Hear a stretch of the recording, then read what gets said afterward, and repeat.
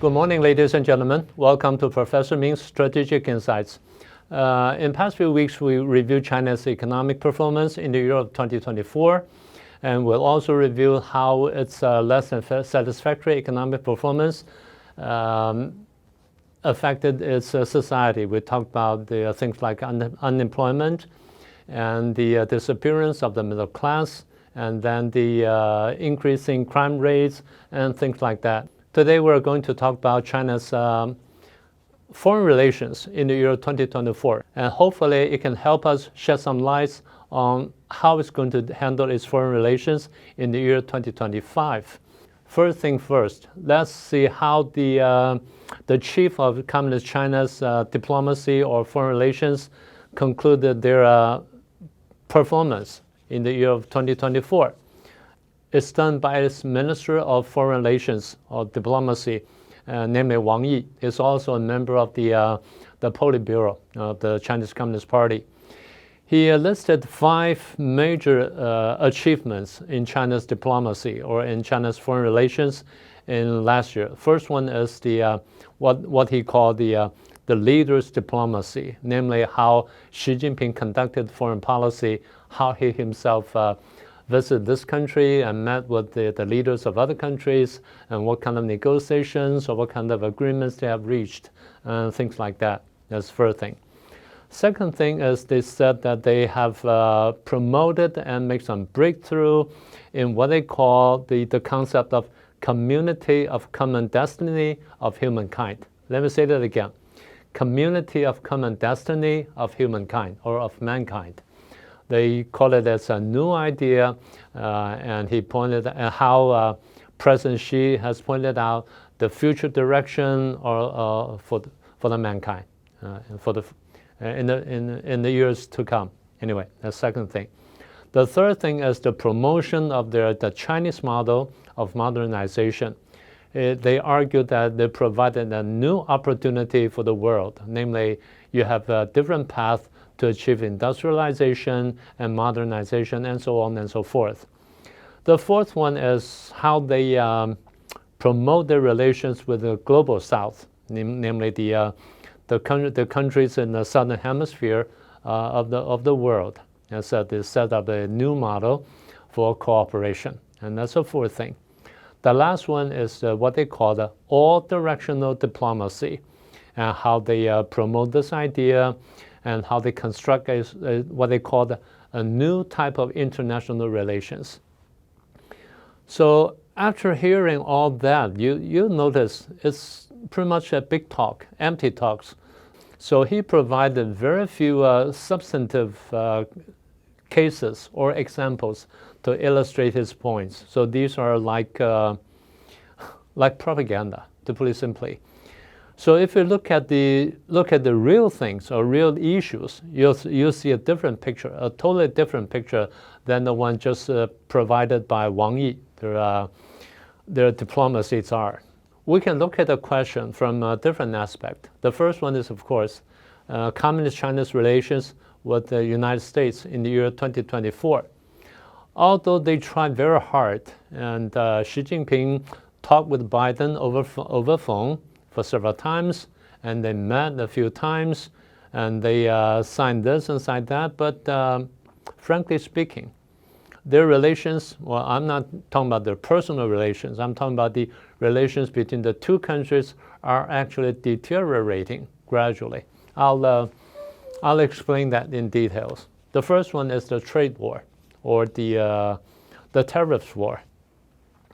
The tariffs war was first imposed by President Trump in the year 2018 after lengthy discussion or lengthy negotiations over the trade agreement between the two countries, and then went down the drain. So Trump imposed the tariffs on some Chinese commodities. The policies were then adopted or continued by President Biden. And then he extended in the year 2022. It was in September. And then almost 2 years later, last year, May last year, Biden increased tariffs on some Chinese goods. Let me be specific. He increased the tariff rate from 7.5% to 25% on some steel and iron and aluminum products. That's the first thing. The second, on the solar cell, from 25% to 50%. And for the EV, electric cars, from 25% to 100%. That happened in last May. So that's pretty heavy. And that's a trade. And talking about the trade war, I guess the heated battlefield is the chip, what we call the chip war. Biden imposed an embargo on some, not only on some advanced process, but also extended to mature process. It had an embargo and then imposed some sanctions on it. That's a second area. The third area is the alliances, the military or strategic alliances. The United States upgraded its military alliance with Japan, and then with South Korea, and then tried to join the two countries together, although officially or formally they are not forming a trilateral alliance. It's not yet to that part. And then it's about Japan. Japan took part in the what we call the AUKUS. Although there are two pillars in the AUKUS, Japan joined the second pillar only, not in the part of building the nuclear submarines, not in that part.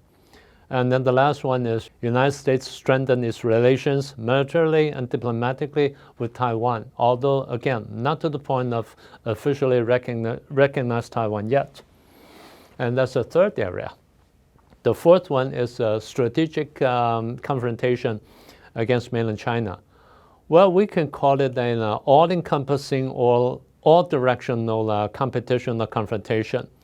It encompasses areas like trade, tariffs, technology, diplomacy, and military. The most notable question is their position on the Ukraine war. United States position and Communist China's positions are basically confrontational. So it's very obvious, and it caused much controversies between the two. So we can conclude that the relations between the two countries, between the United States and Communist China, is really deteriorating. It's comprehensively deteriorating. And that's the first thing. The second question we want to look into is China's relations with Russia. In terms of their relations, we can see both pluses and minuses. On the positive side, we can see there's an increase in their trade, in their mutual trade. China has been buying petroleum and natural gases and some minerals from Russia in great amount. And China has been selling chips and some military supplies to Russia. So you see a big increase in their trade volumes. And you can see the mutual visits, be them an official visit or personal visit between Xi Jinping and Putin.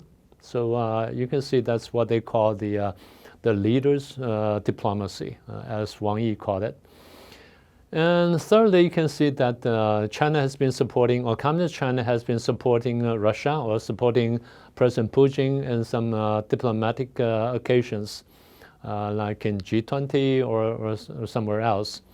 And it supported Russia in the Ukraine war. And then they conducted several joint military exercises in different areas. So that's the positive side. But on the negative side, you can see there are some things or some factors looming over their relations. The first one is the alliance. The alliance is struck between Russia and North Korea.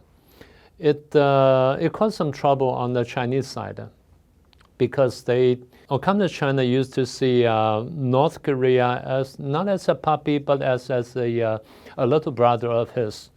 So they want that Kim Jong-un or the North Korea to listen to Communist China, listen to Beijing all the time. But now it seems that Kim Jong-un had a different idea about how to deal with China. That's the first thing that worries China. The second thing is when Trump took office in the White House, and there's a possibility that the United States may repair its relations with Russia, with Putin. And then that puts Communist China in a position of an awkward third. So there's a speculation on the Chinese side that would there be a possibility that the United States will coalesce with Russia and then against China. So it's a reversal.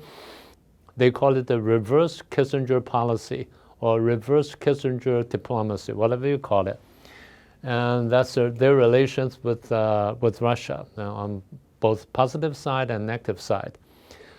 The third area we want to examine is Communist China's relations with European countries, the major European countries. Compared to its relations with Russia, it's basically negative on the European side. We see that the European countries are not happy with Communist China because of their position on the Ukraine war and on trade, overcapacity of production, and then dumping their commodities or their goods to European countries or European markets, such as solar cells, solar panels, and EV, electric cars. These are the major things. On the other hand, they set up all kinds of trade barriers or tariff barriers against European enterprises and companies.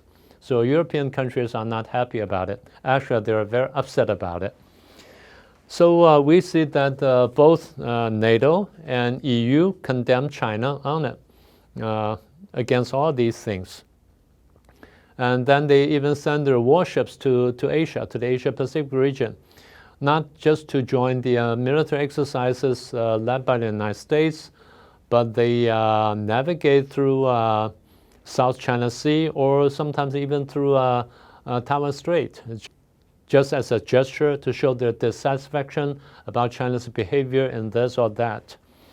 So a European country then proposed the idea of de-risking, and then it was later adopted by the United States too.